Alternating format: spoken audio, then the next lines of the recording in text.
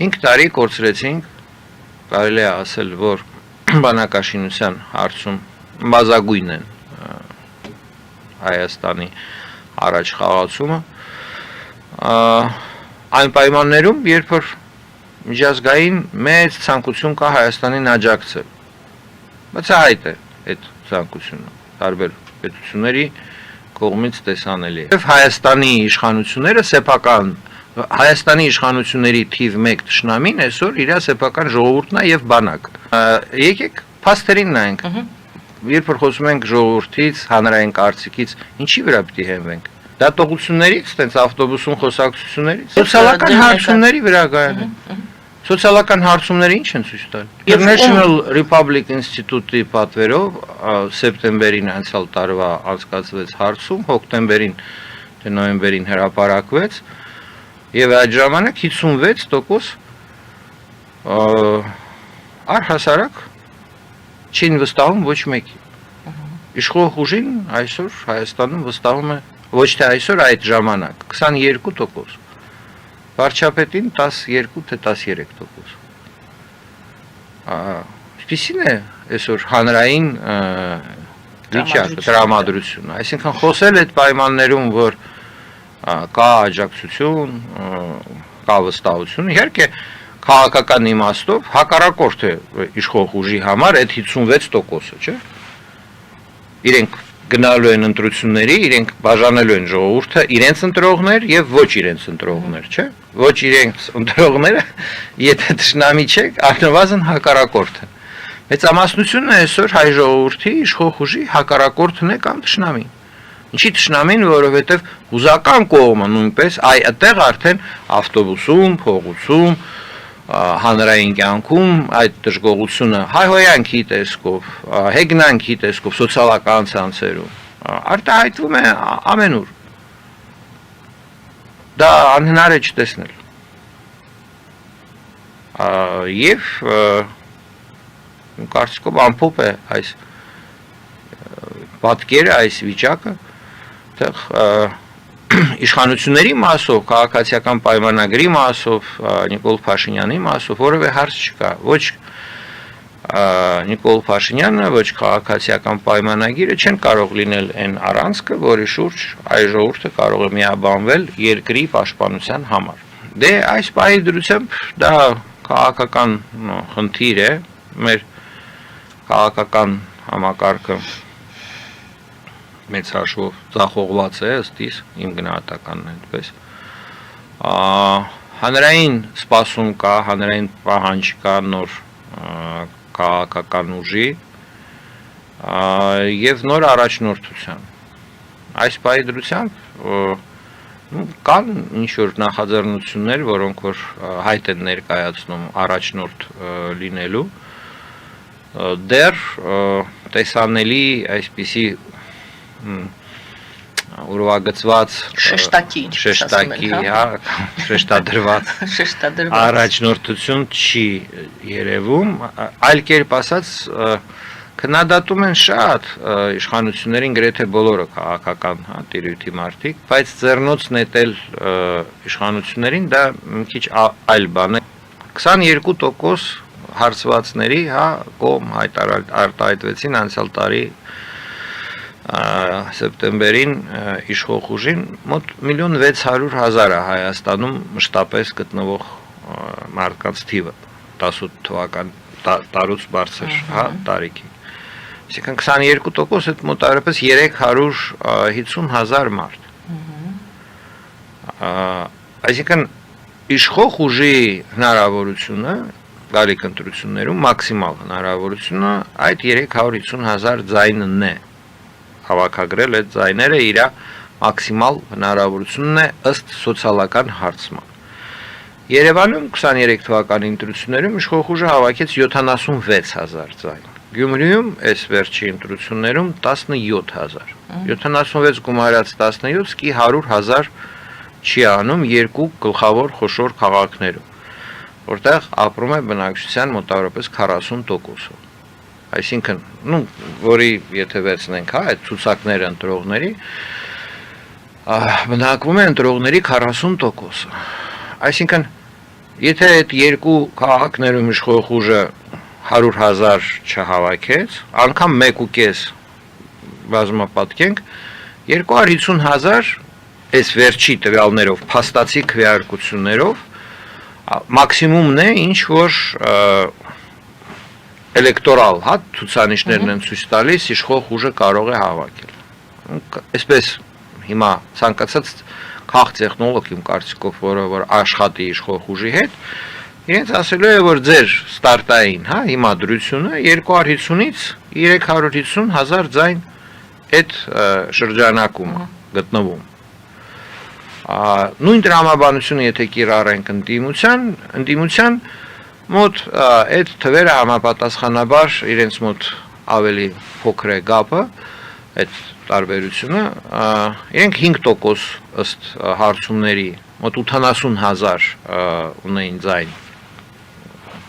հարցվածների մեջ, էլեկտորալ բանը ցույց է տալիս մոտ 90,000 էլ կարող են ունենալ մաքսիմալ 70,000 ներողություն, 70-ից 80,000, 100,000-ից չանցնող թիվ ընդդիմությունն է, Հայաստան դաշինքի նկատի ունեմ, խոշոր ընդդիմադիր ուժը, հանրապետական կուսակցության ցուցանիշները ավելի ցածր են, եւ սա է պատկերը, այսինքն կոնորոշվածները այսօր փոքրամասնություն են կազմում։ Ինչ է ուզում մեծամասնությունը։ Մեծամասնությունը այդ 56%-ը, որ ոչ մեկին չի ձայնը տվել, սեպտեմբերին նորից կրկնվեմ, ես լսել եմ, որ նոր հարցում է եղել վերջի ամիսներին, որի տվյալները ավելի վատն են։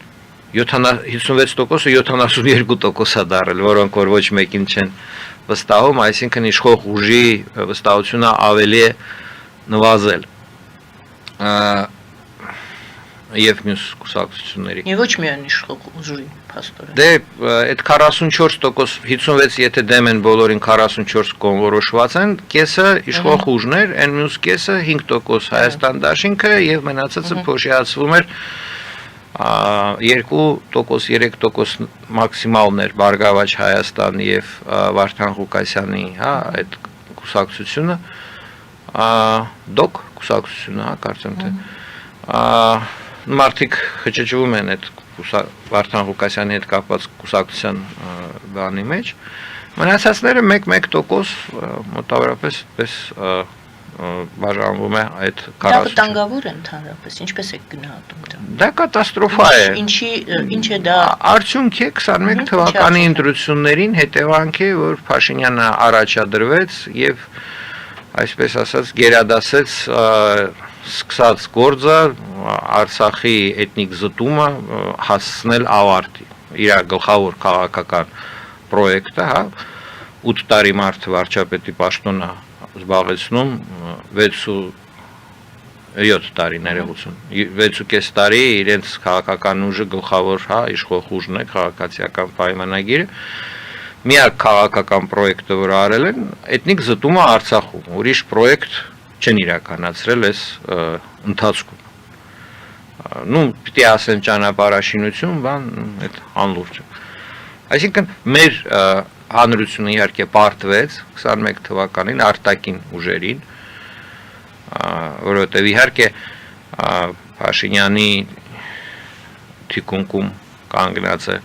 արտաքին ուժեր, Ռուսաստանը, Թուրքիան, Ադրբեջանը, ում համար ապրեց հայ ժողովուրդը վերջի 7 տարի,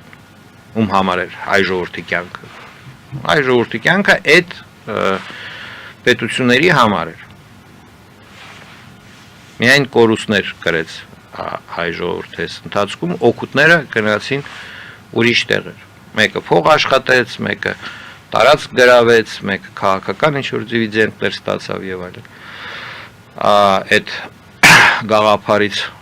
ոչնչացնել Արցախը հայ ժողովուրդը դրանից ոչ մի բան չստացավ եւ պարտված է հիմա։ Այս քաղաքական հարցումները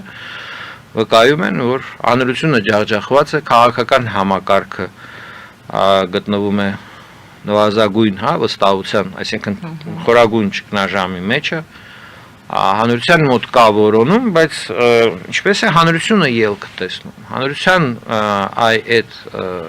հարցման մեջ 56%-ը կողմ են, որ Հայաստանը անդամ դառնա Եվրոմիության։ Եվ հիմա տեսեք դասավորությունը։ Կա ինչ որ քաղաքական, այսպես թիմ, որը այդ դրոշակով հանդես է գալիս։ 56% կողմ են, որ Հայաստանը դառնա Եվրոմիության անդամ, բայց ընդամենը 2%, 56% այդ 1 միլիոնից ավել մարդ հարցվածներից։ Համարյա 1 միլիոն։ Իսկ 2%-ը կողմ են հանրապետություն կուսակցության։ Այդ 30,000 մարդ լավագույն դեպքում։ 1 միլիոն կա, որ գտնում են Եվրոմիության անդամ դառնալ, ճիշտ է, ընդամենը 30,000 ընդունում են, որ դրա առաջնորդը կարա լինի Արամ Սարգսյանը։ Այսինքն կա մարդ, կա կուսակցություն, կա քաղաքական process, քարյակ, հա, թե երյակ այդ Եվրո կուսակցությունների, բայց իրենց նկատմամբ վստահություն չկա։ Կուրսը հանրությունը համարում է ճիշտ, բան է, պահանջարկ կա, այդ քաղաքական պրոդուկտի պահանջարկ կա, ով Հայաստանը կարող է բերել Եվրոմիության կազմ, ով է այդ գործիչը։ Բայց այդպիսի գործիչ չկա։ Այն ով որ վստահություն վայելող։ Այն ով որ իպաշտոն է, չի վայելում այդ բանը, իսկ վստահությունը այն գործիչները, որոնք որ ի հայտ են գալիս արտախորհրդարանական տիրույթից, իրենց մոտ չկա այդ հստակությունը, ինչ որ սենց լողոզված բան է, սկսած մենք կլավացնենք հարաբերությունները Ռուսաստանի հետ եւ վերջացրած կեցե Չինաստան, Հնդկաստան բալանսավորված ինչ ասես բացի այդ նրանից ինչը որ 56%-ը սեպտեմբերին ուզում են լուծում եւ դրա համար էլ չի հանդիպում այդ պայմանական դանկոն հասկանալի այդ հանրության հետ որովհետեւ եթե դուք ուզում եք Coca-Cola իսկ ձեզ առաջարկում են թան շատ կոպիտ ասեցի հա դուք չեք ուշադրություն դարձնում այդ թան առաջարկողների վրա դա ձեր product-ը չի դա ձեզ մտնում եք շուկա նայում եք ինչ կա այն ինչը որ ձեզ համար չէ ձեր ընտրած նախապես դուք որոշել եք ինչ եք առնելու ձերը չի այդ կողմերը չեք էլ նայում մարքեթինգը հիմա քաղաքական մարքեթինգը հենված է այսպես որ այդ բոլոր պետական կառույցները ԱԱՑ, ՄԱԱՑ, ՊՊՑ, ՏՏՑ այդ որը որ պիտի վերարտադրությունը իշխանության եւ աշխարհքաղաքական դասավորության ապահովեն իրենք հասկանում են որ դուք ուզում եք ուրիշ product բայց մարքեթինգը հիմա պիտի արվի այնպես որ ձեզ վրա վաճառեն այն ինչ որ դուք չեք ուզում ոնց վաճառեն խափեն վախացնեն ասեն այն ինչ որ դուք ուզում եք դա թունավոր է վատնա փոխեն ձեր ազդեն ձեր նույն քարոշչության վրա եք շեշտը դնում ես չեմ շեշտը դնում չէ դուք ասում եք որ այո քարոշչությունն է զենքը լինելու բայց խնդիրը ինչու՞մն է խնդիրը նրանում է որ պետության այդ ներկայացուցիչ նայում են տեսնում են որ հանրության մոտ կա պահանջարկ հիմա ոնց դա անել ոնց դրա հետ աշխատել էլի